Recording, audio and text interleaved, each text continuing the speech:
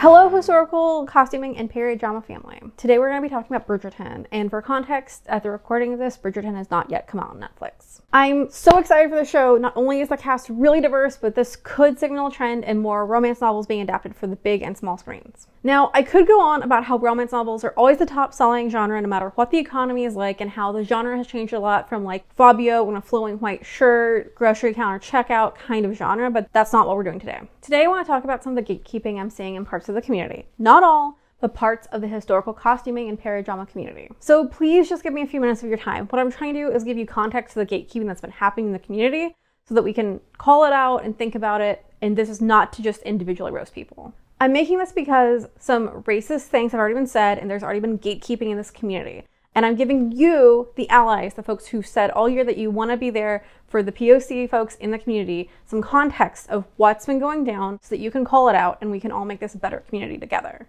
So when the cast of Bridgerton was announced, it was obviously diverse, and a black man is playing a duke and a black woman the queen. Some people were upset about accuracy when black people existed in Regency London.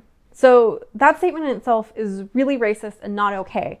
Besides the fact that, there's already a mountain of research that shows that Queen Charlotte is probably of black descent. But we don't need to get into that. What's front and center is the racist statement that black people would not have been in a Regency London. That is racist, and if you don't call that out and handle that in your communities, then you are telling every POC person that they are not being centered and not welcome there. After the teasers and trailers came out, I saw some people in the historical costuming community parachuting in to discussions about how people were so excited to finally see diverse casts, and instead make it about how ugly or awful the costumes were. While everyone is welcome to have opinions about the historical costuming Bridgerton, I'd like to make 3 points. Number 1, this is not based on a Regency novel. This is a Regency romance that was written in the modern day. This is essentially historical fiction fantasy. It was never meant to be 100% accurate. These characters are not real. Number 2, if you've spent time heralding the artistic anachronisms and creative visions behind certain period pieces like Marie Antoinette, Bram Stoker's Dracula, Moulin Rouge, Outlander, A Knight's Tale, War and Peace, Anna Karenina, Reign, The Great, Dickinson, Little Women, Beauty and the Beast, and or Cinderella, you're setting a double standard, one that's impossible to meet. And 3, if you're signaling to your community that any black-led production has to pass a higher vision or accuracy test than the white productions that I just mentioned, you're signaling to your entire community that the POC folks are going to be judged differently and more harshly than their white-centered counterparts. Everyone is allowed an opinion. You can critique everything from some piece of art you're looking at, to the way your manager handled a situation, to the sandwich you had at lunch. What people aren't entitled to is gatekeeping and elitism. You can't expect to be racist with no repercussions. And that's really my point. I'm not trying to get you to set up a murder board to explain to me why your opinions on the accuracy of Bridgerton are historically correct. And I don't really care if you wrote some massive essay on the dyes that would have been available to Regency London, or how many times you've been to Bath, or what a great ally you've been all year.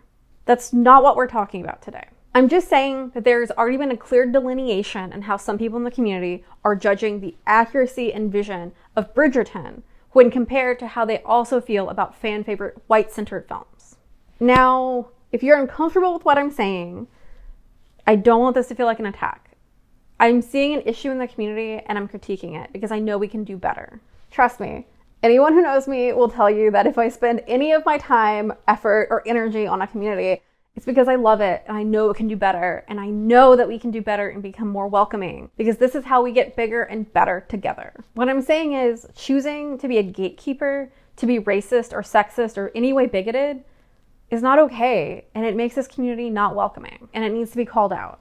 And in this case, setting up double standards for Bridgerton, standards you never had for white-centered fan favorites, is gatekeeping, period. I want to note too that me calling out gatekeeping is not in itself gatekeeping. I'm not saying that you're not welcome here. I'm saying, hey, I'm trying to call you on this because it makes other people feel excluded. If someone's trying to talk to you and nudge you into seeing how you're excluding other people in conversations, and you respond with lashing out or defensiveness, take a breath.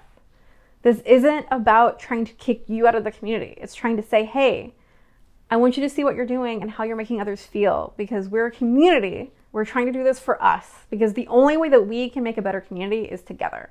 And after Bridgerton drops, I will be so excited for all the conversations I'm going to see. And I'm sure there's going to be fair critiques going around. I'm just saying that maybe before you drop your all costumes in Bridgerton are terrible and trash video, you should think if you're doing more harm than good.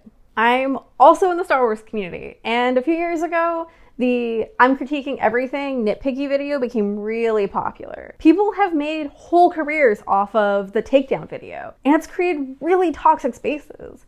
Folks can't even post about one thing they like about canon without other people parachuting in to talk about how it's dumb or stupid because they don't like it and blah blah blah, takedown video said so. And again, I'm not saying you can't have an opinion. I'm saying there's a difference between a fair critique and punching down, bullying even. What I love about fandom is that we have a shared love of something.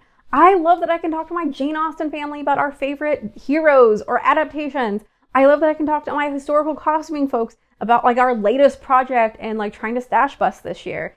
And I love the sewing community for being really supportive. Loving something is at the core of fandom, but when all someone does is tear it down, I begin to wonder if it brings them joy anymore. So let people enjoy things and take care of yourself and your community. And if people are being problematic, call it out, period. I hope this has been helpful in explaining the current tensions in the community that I've been seeing and how some people have been made to feel uncomfortable already.